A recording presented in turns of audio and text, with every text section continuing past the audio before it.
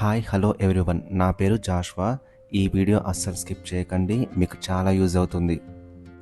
Thyroid ఇది చాలా మందిలో ఉంటుంది కానీ పెద్దగా ఏర్పడదు. అసలు థైరాయిడ్ అంటే ఏమిటి? థైరాయిడ్ అంటే ఒక వ్యాధి పేరు కాదు, అది ఒక హార్మోన్. మన శరీరంలో ఉండే ఒక గ్లాండ్, దీన్నే థైరాయిడ్ గ్లాండ్ అని అంటారు. ఇది మెడ ముందు భాగంలో ఉంటుంది. ఈ గ్లాండ్ చేసే పని ఏంటంటే T4 థైరాక్సిన్, T3 థైరోనైన్ అనే హార్మోన్స్ని తయారు చేస్తుంది.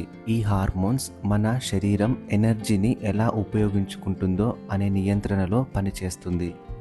అందుకే థైరాయిడ్ హార్మోన్స్ ప్రభావం గుండె పైన, ఇంకా బ్రెయిన్ పైన, ఇతర ఆర్గన్స్ పైన ఉంటుంది. థైరాయిడ్లో TSH అంటే ఏంటో ఇప్పుడు చూద్దాం. TSH అంటే థైరాయిడ్ స్టిమ్యులేటింగ్ హార్మోన్. ఇది బ్రెయిన్లో ఒక గ్లాండ్ నుంచి విడుదలవుతుంది.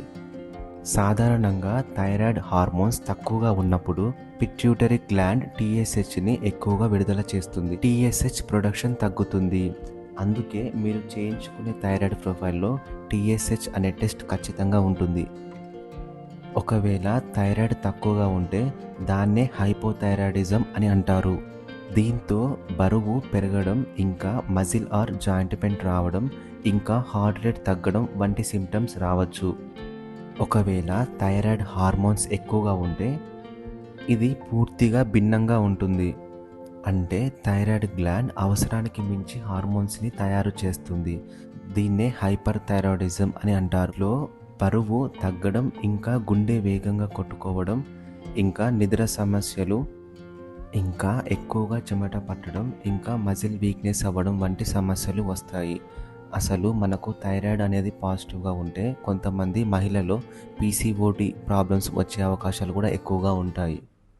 కానీ ముఖ్యమైన విషయం ఏంటంటే ఈ లక్షణాలు ఉన్నంత మాత్రాన థైరాయిడ్ వల్లనే వస్తున్నాయని కాదు.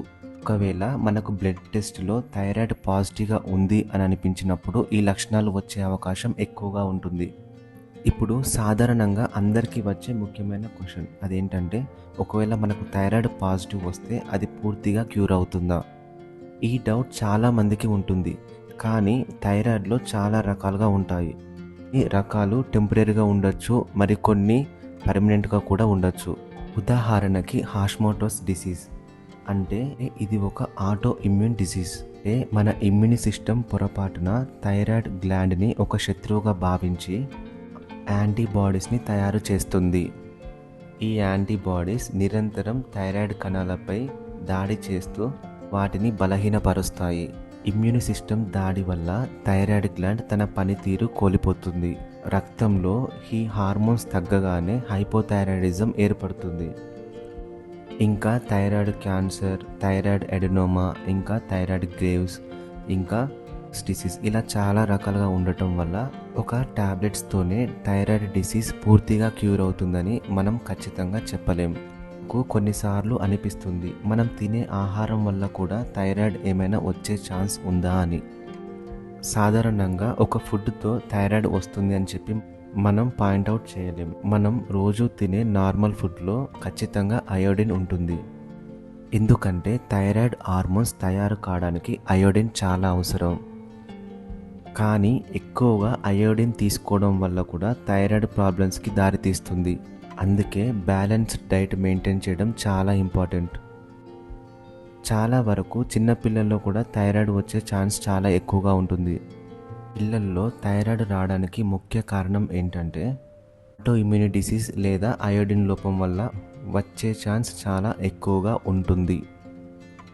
అందుకే పిల్లల గ్రోత్ స్టేబుల్గా ఉండదు, వయసుకు మించి లావుగా ఉంటారు, లేదా బరువు తక్కువగా కూడా ఉండొచ్చు, ఇంకా ఆకలి వేయకపోవడం, ఇంకా ఊరికనే బాడీ పెయిన్స్ రావడం ఇలాంటివి జరుగుతూ ఉంటాయి.